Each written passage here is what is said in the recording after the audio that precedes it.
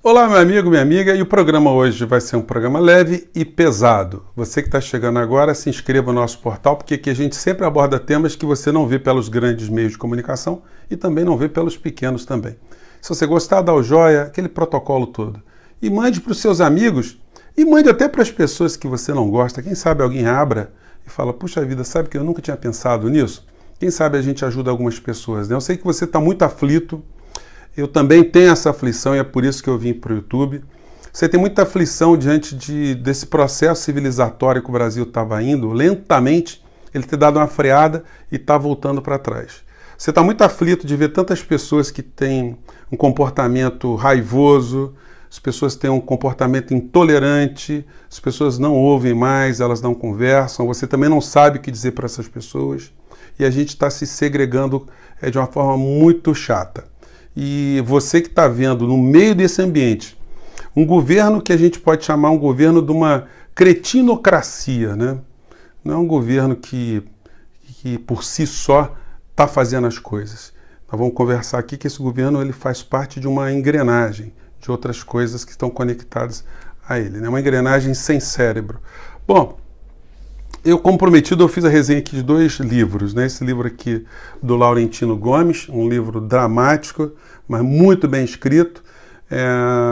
E eu fiz a resenha também desse livro aqui, que eu nunca pensei que eles pudessem ter algum tipo de conexão, mas eles têm conexão sim. O livro dos 50 anos de telejornalismo do Jornal Nacional. O livro do Laurentino Gomes, eu já li os outros livros dele, né? Mas eu quero ver como é que ele vai sair dessa história aqui, no último livro dele, no 3º volume, porque ele vai ter que tocar na mentalidade escravocrata que o Brasil ainda tem, sobretudo a mentalidade das classes dirigentes. Classes dirigentes, eu estou dizendo, dos grandes grupos econômicos, grupos políticos e grupos dos meios de comunicação capitaneado aí pela família Marinho. Mas não é só a família Marinho que é responsável nessa história também não. As outras famílias que cuidam de meios de comunicação são cúmplices também da mesma forma, só que com poder muito menor. Então vamos fazer aqui um link entre essas duas coisas. Em primeiro lugar, vamos pegar aqui o Jornal Nacional, 50 anos. A gente não pode chamar isso aqui exatamente de um livro. Se eu pudesse classificar esse material aqui com poucas palavras, eu ia dizer que isso aqui é uma obra ao cinismo. São 50 anos que eles fingem aqui que fizeram jornalismo. E por que eu estou dizendo isso, gente, fingem? Eles colocaram aqui os principais funcionários, as pessoas que cuidam da programação jornalística do Jornal Nacional, né? E pessoas, muitas delas diretores com altíssimos salários, jornalistas e apresentadores com altíssimos salários, para prestarem depoimentos sobre o que foram esses 50 anos do Jornal Nacional. Ora, se você pega na Alemanha nazista, em 1944, um grupo de pessoas do governo para falar do governo nazista, como é que sairia esse livro? E na África do Sul, em pleno regime do Apartheid, como é que seria um livro falando de uma televisão na África do Sul? Como é que seria um livro na Espanha, se lá tivesse televisão, e tivesse também matéria jornalística sobre a ocupação espanhola na América de uma maneira geral? Como é que vocês acham que seria a publicação de um livro? Então isso aqui não pode ser levado a sério, porque isso aqui é um material de autopropaganda que contém dentro de si um auto-engano das pessoas que trabalham nessa estrutura. Porque essas pessoas que trabalham nessa estrutura, de uma forma ou de outra, vão pegar desde a área jornalística até o pessoal do entretenimento. Você imagina um Fausto Silva, um Galvão Bueno, uma Ana Maria Braga, Luciano Huck, pessoas que têm salários estratosféricos ou rendas estratosféricas, não tem casa no Brasil, ou tem, mas tem fora também.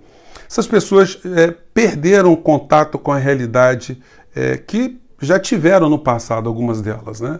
Elas estão num outro nível social, enfim, e operam numa empresa da qual eles não vão falar mal e da qual também eles não forçam nenhuma estrutura para mergulhar profundamente no sentido dessa empresa servir a um papel honesto, um papel positivo para holocaustica a situação que a gente vive no Brasil há algumas décadas.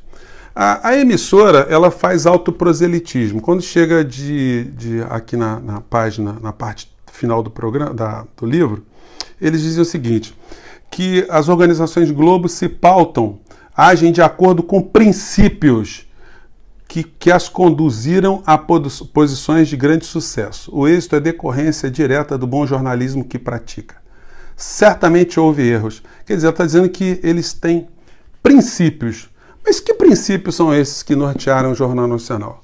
Falando de Jornal Nacional 50 anos, daqui a pouco a gente cai na escravidão, nós estamos falando de um produto de televisão que andava ao lado das matérias jornalísticas que eram publicadas no jornal impresso. Você não tem como ter o Dr. Jekyll e Hyde. O Jornal Nacional foi para o ar em 1969, em pleno ato institucional número 5. O que leva um empresário de comunicação a montar um jornalismo, numa época que você tinha um regime que, a gente usar a expressão regime ou ditadura militar, isso dá uma atenuada no que foi, porque foi o regime da tortura, o regime do sequestro, o regime do roubo, do assassinato, da expropriação, da cassação de intelectuais, artistas, cientistas. Foi o regime da morte. Sempre vai ter alguém que vai dizer assim, mas é porque no Brasil estava se pensando em implementar um outro regime. Olha, quando você examina aqui o livro do Laurentino, você vai encontrar o mesmo tipo de argumento para defender a escravidão. Você tinha argumentos morais, religiosos e econômicos. Do ponto de vista religioso, só para vocês terem uma ideia, a Igreja Católica acreditava que ao sequestrarem os negros africanos e trazerem para o novo mundo, que estava salvando essas pessoas do mundo ruim que elas se encontravam e aí traziam-nas para cá, né? Ou vocês pensam que os africanos vinham para cá a nado, né? Tinha uma estrutura, gente, uma engrenagem que ia desde a captura, o armazenamento, o transporte, a venda e a utilização de escravos no Brasil e em todas as partes do mundo. Isso tudo legitimado por profissionais, entre aspas, que faziam o seu papel, cada um dentro da sua engrenagem. E qual o papel da Rede Globo de televisão e o papel do Jornal Nacional?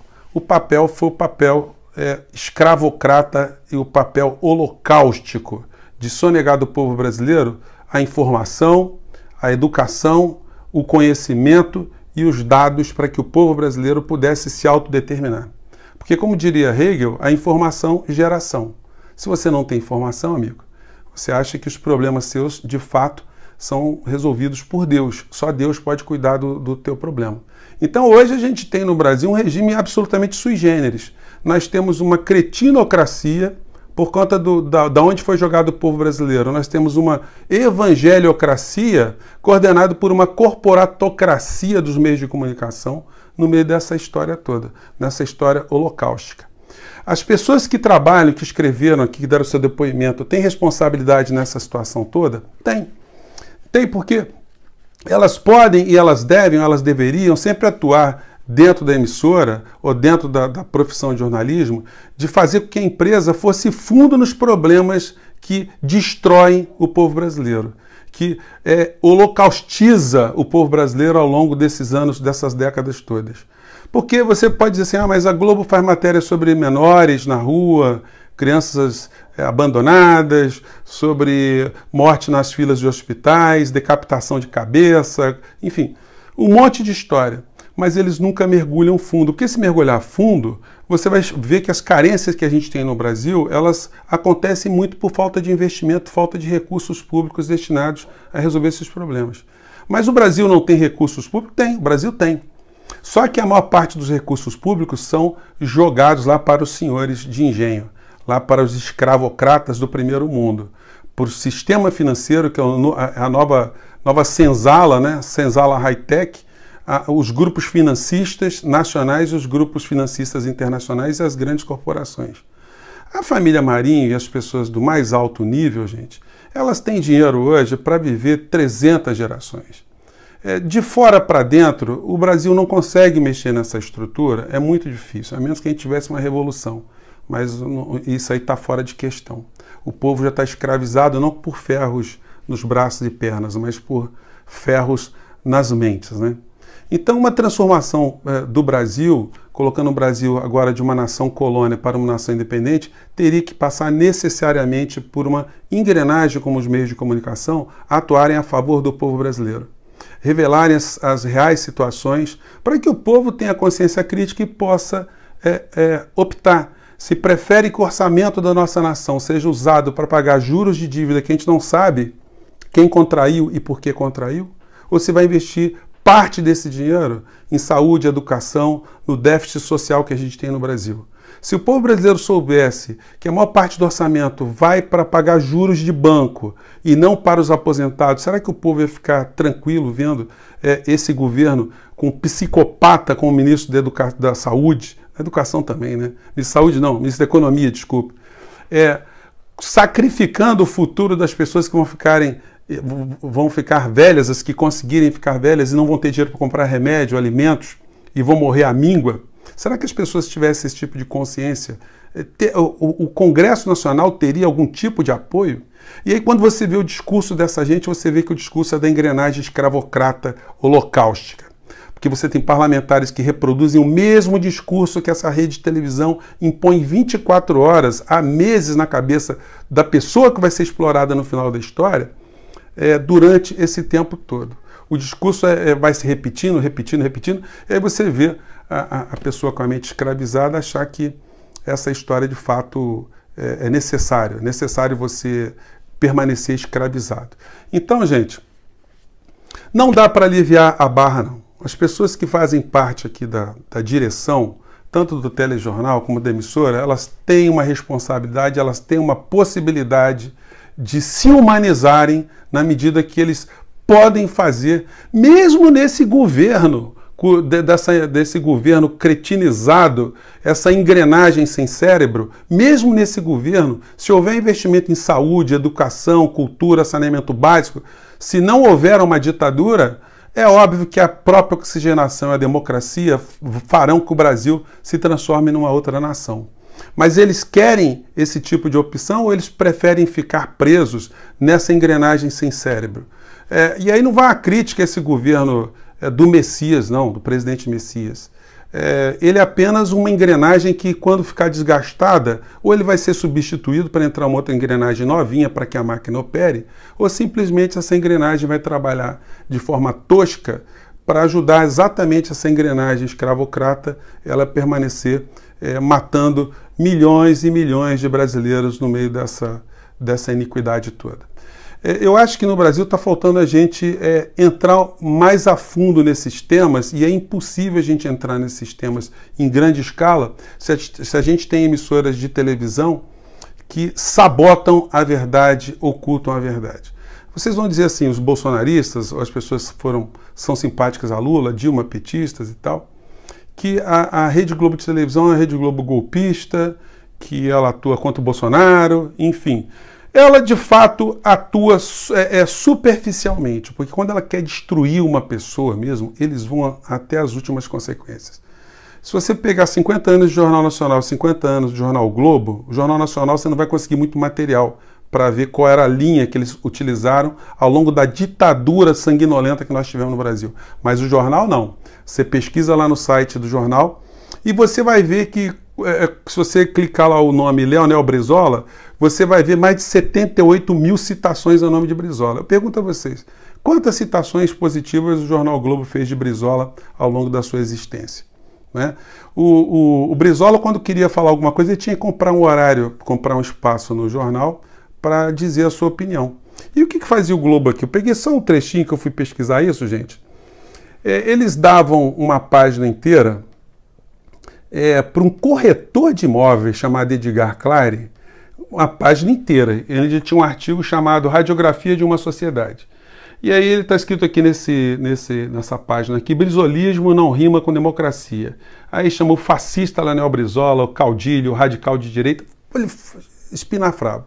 Que era uma forma inteligente do Globo tentar destruir a reputação de uma pessoa sem colocar a sua assinatura, porque o Brizola, para reclamar, teria que comprar um espaço para se justificar aqui no Jornal Globo. Esse tipo de publicação, uma publicação isolada, não. Você teve mais de 120 publicações desse nível. Você tinha editoriais do Globo atacando o projeto de escola em tempo integral, onde eu não sei se era o Roberto Marinho que escrevia o editorial. Num deles ele diz que o programa da escola integral, o CIEPS, era prejudicial às famílias do Norte Fluminense que precisavam que as crianças trabalhassem. Uma escola em tempo integral tirava crianças do trabalho e, portanto, diminuía a renda das pessoas. Essa era a mentalidade de um tipo de ataque que as organizações fizeram a um governo, que era um governo com o qual eles não concordaram. Só que isso não está aqui, né? Opa, caiu aqui o microfone. Só que isso aqui não está aqui, né? Deixa eu prender aqui direito, gente. Só que eles tiveram aqui no material uma verdadeira amnésia, né? Eles não... Esse ponto da história das organizações, eles não mencionam. Gente, tinha muito mais coisa para a gente abordar, mas para o vídeo não ficar muito longo, vou ficar por aqui. Eu quero mandar um grande abraço a todos vocês pelo carinho que vocês estão transmitindo, as pessoas estão entendendo aqui a mensagem, que é possível a gente escarafunchar informações que estão escondidas e começar a acender cada vez mais velas e lamparinas. Tá bom, gente? Eu acho que se a gente, cada um suscitar um debatezinho no seu meio ambiente, a gente consegue lentamente mudar mentes e corações.